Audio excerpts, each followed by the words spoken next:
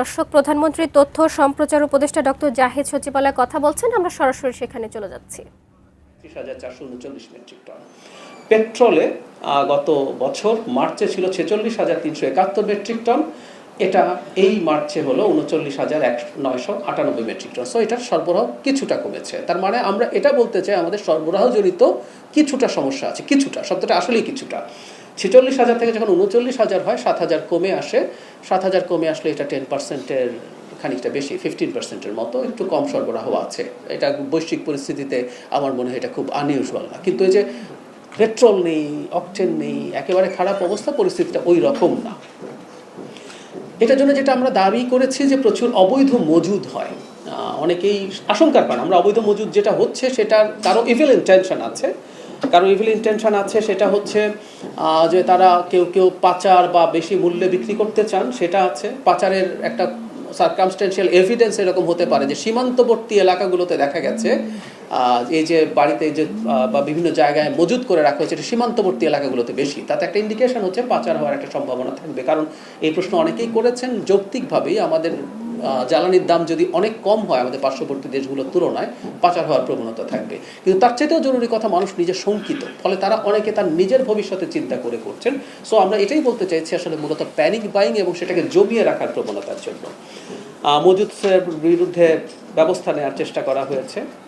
এর মধ্যে 5 এপ্রিলে অভিযান সংখ্যা 374টি, মামলা সংখ্যা 114টি, অর্থদণ্ড দেওয়া হয়েছে 3,12,000 টাকা। সো এরকম আমরা প্রচুর পাচ্ছি। আর মজুদ সংক্রান্ত তথ্য আপনাদেরকে একটু দিয়ে রাখি যে আমরা 6 তারিখ, এপ্রিলের 6 তারিখ পর্যন্ত সকালে মজুদের পরিমাণ ছিল: diesel 1,14,122 metric ton, octane 10,151 metric ton, petrol 13,805 metric ton. আমাদের বিদ্যুৎ জ্বালানিতে আপনারা জানেন প্রচুর ভর্তুকি আগে জমা হয়ে গেছে। মানে আমাদের জ্বালানি মন্ত্রী বলেছিলেন, আপনাদের হয়তো অনেকে চোখে পড়েছে, যে এখানে প্রায় দেউলিয়া একটা খাত। মানে এই সরকার দায়িত্ব নেওয়ার সময় 45,000 কোটি টাকার বেশি সেটা ছিল। সো এই ধরনের ভর্তুকি আমাদের আছে। এই ভর্তুকি আসলে চলবে, আপাতত চলছে, কারণ আমরা যেভাবে জ্বালানির মূল্য ঠিক রাখছি সেক্ষেত্রে এখানেও আমাদের ভর্তুকি বাড়াতে হচ্ছে। সো এই পরিস্থিতিটা এখনও যে খুব কন্ট্রোলের জায়গায় আসছে তা না। আমরা যদি একটু আমাদের বিশেষ করে বিদ্যুৎ বিভাগের দেনার একটা ছোট্ট পরিসংখ্যান আপনাদেরকে জানাই, সেটা হচ্ছে আইপিপিগুলো, যেগুলোকে আমরা বেসরকারি বিদ্যুৎ কেন্দ্র হিসেবে চিনি, সেগুলোতে 20,272 কোটি টাকা বকেয়া।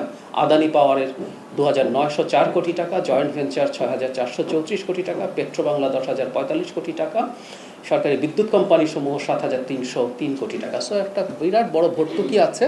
এই ভর্তুকিটা ম্যানেজ করার চেষ্টা সরকারের দিক থেকে হচ্ছে, যাতে জনজীবনে খুব বেশি চাপ এই ভর্তুকি না পড়ে। চাপ কিছুটা পড়বেই, এটা যতটা কমানো যায়। এই হচ্ছে মোটামুটি আমাদের এই আগের ব্রিফিংয়ের পর এই ব্রিফিংয়ের মধ্যে আমরা সরকার কি করার চেষ্টা করেছি সেটা।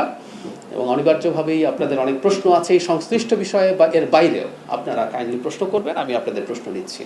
আপনারা